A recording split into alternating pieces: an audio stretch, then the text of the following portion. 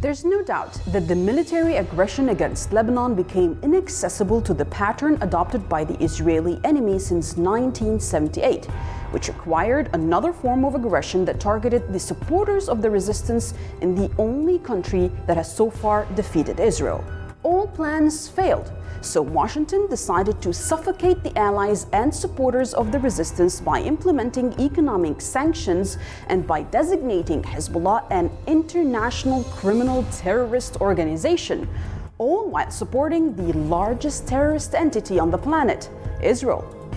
This new plan required making judicial arguments, assembling files, and falsely linking them together to establish the party's involvement in terrorism and drug crimes on the one hand, and assigning Israel's proxies in the US administration to oversee the implementation of penalties and prosecute people alleged to be affiliated with the party. Their last attempt at sabotaging any entity related to or affiliated with Hezbollah was hacking the party's Al-Qard al-Hassan financial institution.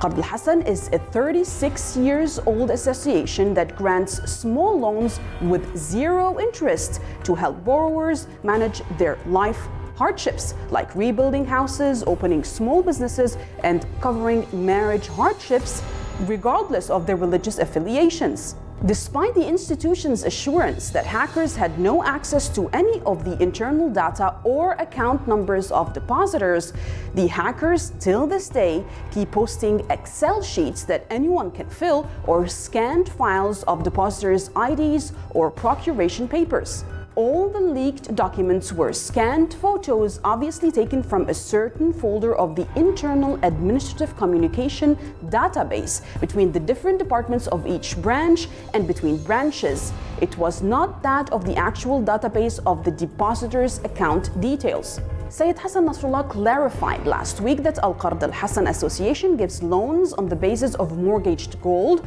or a mutual guarantor between the borrower and the association, and in no way or form does it fund Hezbollah. Another plan to twist the arm of the resistance falters. Actually, it gave a great marketing push for the association, which saw a considerable turnout of new depositors to open accounts after the speech of Hezbollah Secretary General Sayyid Hassan Nasrallah. Welcome to the Mideastream. I'm Marwa Osman.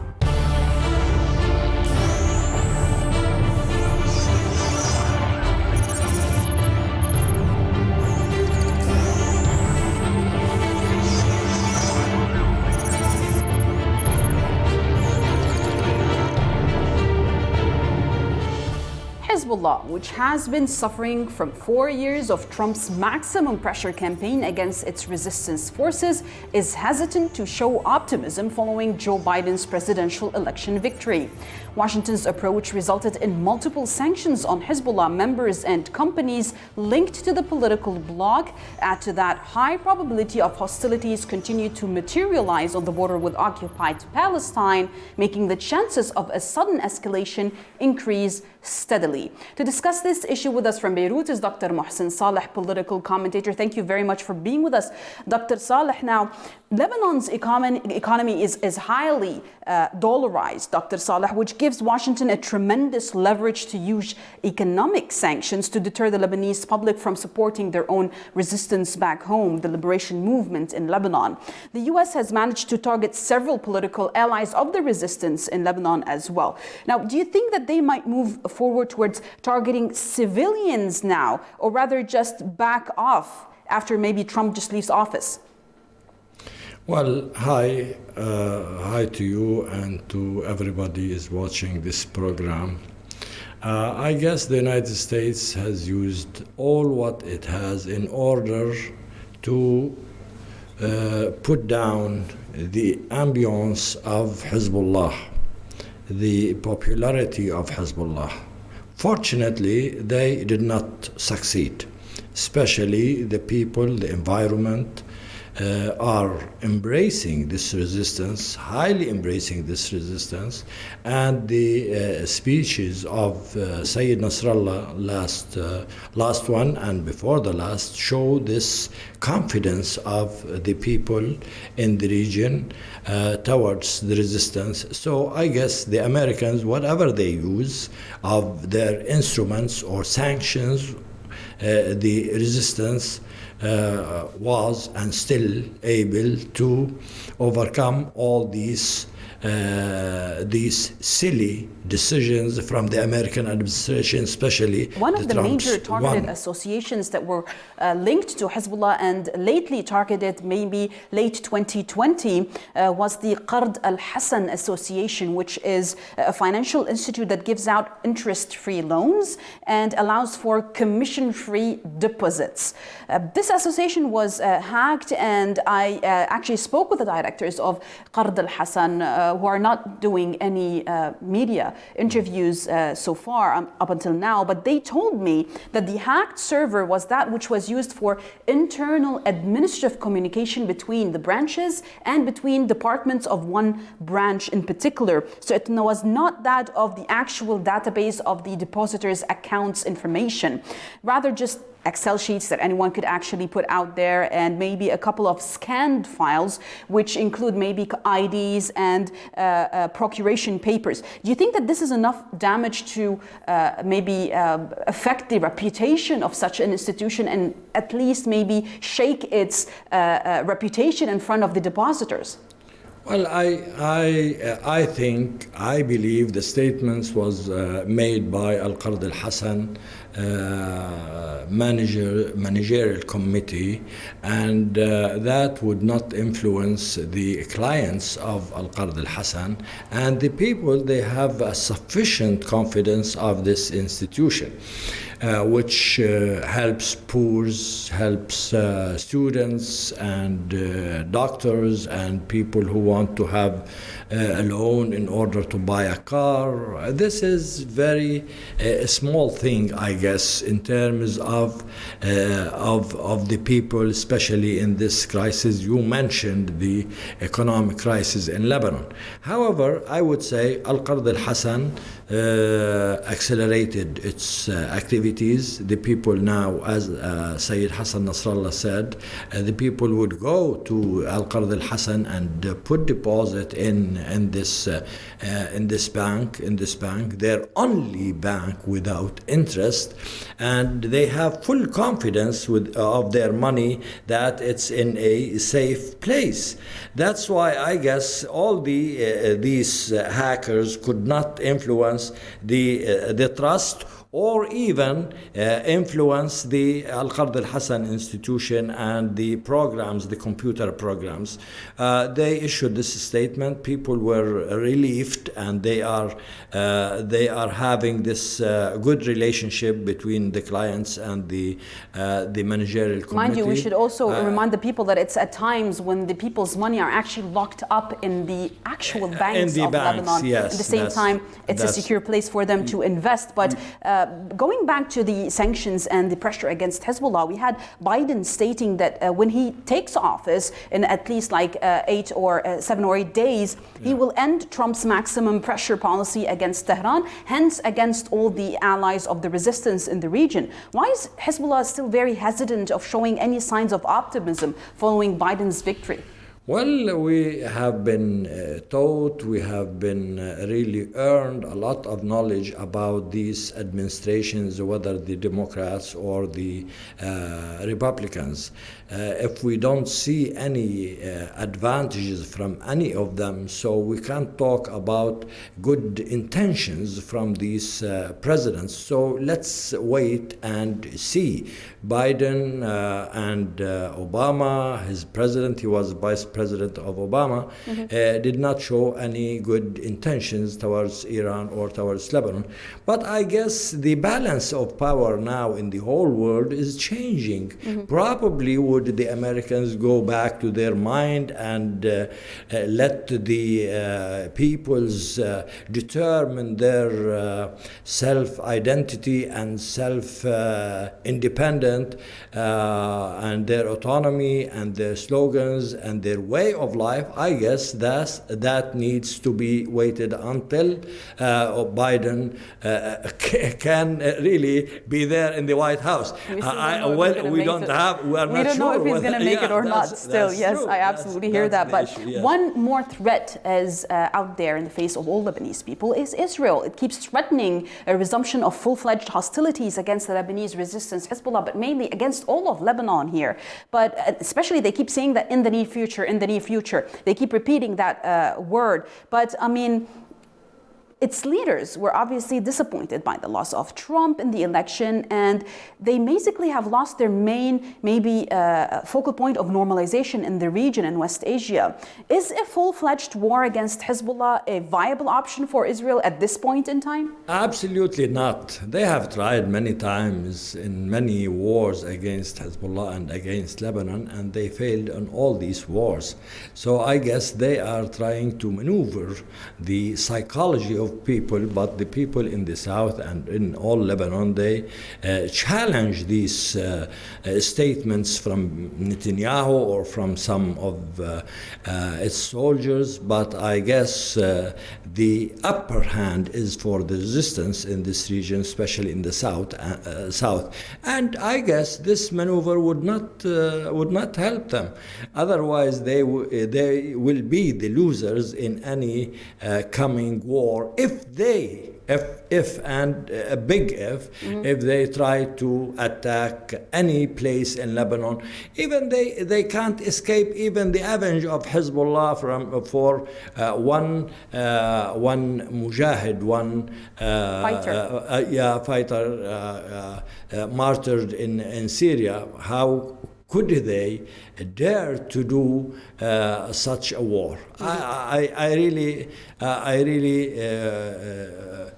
further say that they can't and they would not do that. Well, we have to test maybe and see whether these threats are going to be actually viable or not. I want to thank you very much, Dr. Mohsen Saleh, political commentator, for joining us in Beirut to talk about the maximum pressure game that Washington is playing with the axis of resistance and namely Hezbollah in the region. Thank you for being with us. Please stay tuned. Next, we will be talking about the new agreement in the PGCC.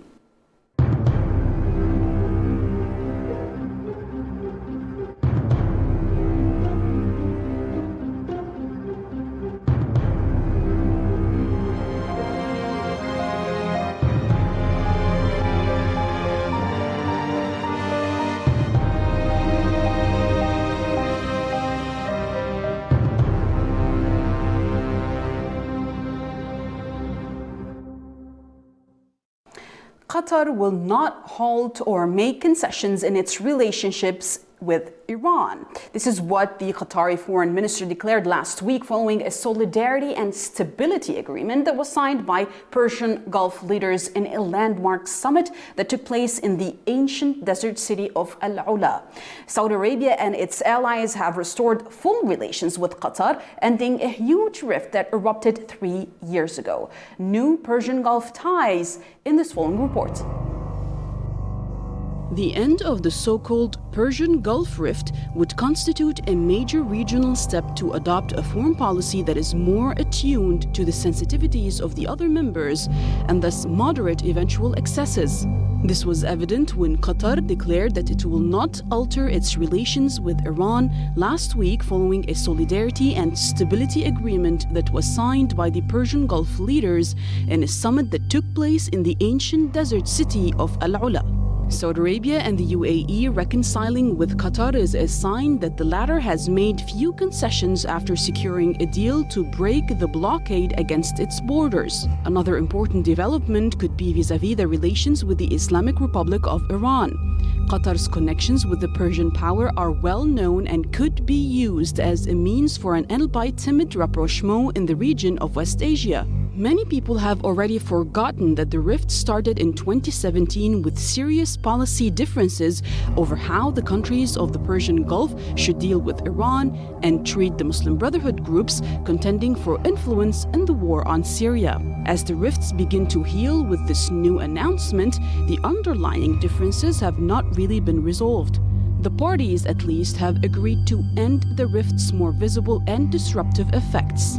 The ripple effect of the PGCC internal rivalries has been central to the proxy dynamics that have underpinned and shaped the outcomes of political and military developments across the region of West Asia and North Africa since the popular uprisings began in 2011. Despite the purported rapprochement between Persian Gulf parties, it is worth noting that this is seemingly influenced by a desire to preempt pressure from an incoming Biden administration more than a genuine commitment to conflict resolution. As such, the agreement within the PGCC is very unlikely to significantly affect geopolitical dynamics beyond the states involved. Third-party states such as Libya, Tunisia, Sudan, Morocco, and Egypt will remain theaters where Persian Gulf players and their allies will continue their proxy interventionism and their scramble to settle geopolitical scores. To discuss this issue with us from London is Sami Hamdi, Editor-in-Chief of the International Interest. Thank you for being with us, Sami, to discuss this new agreement between the Persian Gulf states, between Saudi Arabia, the United Arab Emirates, Bahrain, and also Egypt is there. They cited Doha's ties to Iran and Turkey as core reasons for their extraordinary decision back in 2017 to cut diplomatic and transport links to Qatar. Yet today, after the new side agreement between Qatar and Saudi Arabia, the former still insists that it will not change its relationship with Iran. So what was the point of the severance to begin with? I think it's important to remember or to highlight that the blockade had nothing to do with Qatar's relations with Iran or any of the 13 conditions that were imposed, except when it comes to Al Jazeera's coverage. The blockade was imposed primarily because Saudi Arabia, UAE, Egypt, and Bahrain were essentially very worried and very concerned by Qatar's ongoing support for movements that lean more towards the popular desire, whether that's in Tunisia, whether that's in Libya. By that, I don't necessarily mean that Qatar supported democracy or democratic trends, but that Qatar supported a movement that threatened the regimes of Saudi Arabia, of UAE, of Egypt, and Bahrain. And I think the Iran point was more to try to get the US on board, to get Trump on board, as opposed to anything seriously regarding Qatar and Iran's relationship. Well, that's really interesting, Sami, because it's being propagated on most Western mainstream media that Crown Prince Mohammed bin Salman, the kingdom's actual day-to-day ruler, wanted to resolve the rift to gain credibility with the upcoming Biden administration in the US. What is Mohammed bin Salman afraid of here? So, I mean, Biden becomes president and he is still at war with Qatar. What would happen then? Who cares?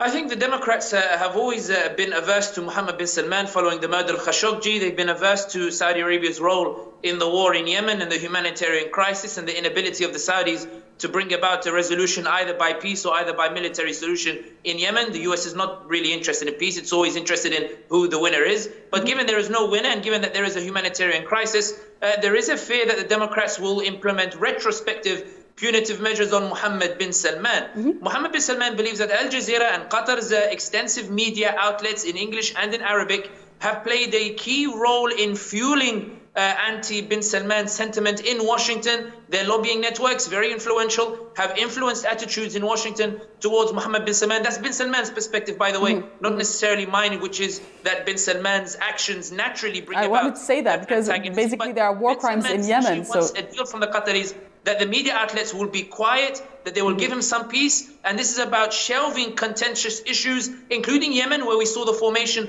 of a government and a willingness to now negotiate with the Houthis, including this idea that bin Salman now is trying to shelve any contentious issue that might draw antagonism from Biden. And this is why it's important to note, if Trump had won, it's very unlikely we would have seen any reconciliation at all. Exactly.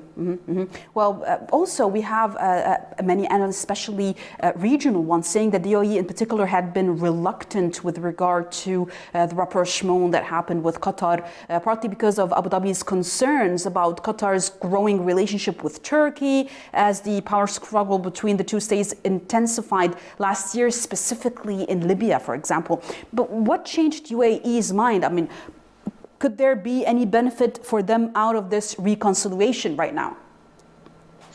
The UAE's power in the region is underpinned by its alliance with Egypt and Saudi Arabia and taking advantage of their weaknesses.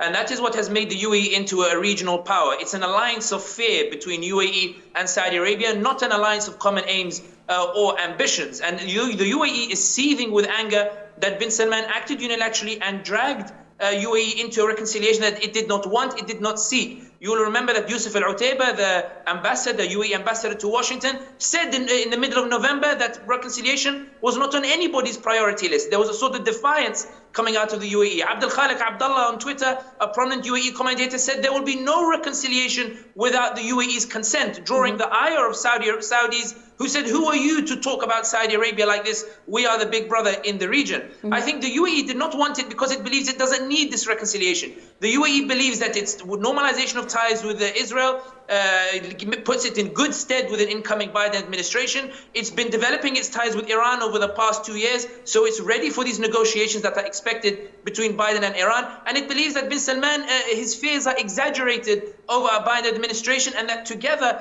they are able to resist any antagonism from Biden. And this is why we see that even statements coming out from UAE and from Egypt, which suggest more confusion than acceptance of this reconciliation, and also Qatari insistence that this was more a reconciliation between a bilateral reconciliation between Saudi and Qatar as opposed to with the wider countries. I want to thank you very, very much, Sami, and I will have you back again so we can talk about this. Thank you for your time. Now, please stay tuned. Next week, we will talk more about this on the Mideastream.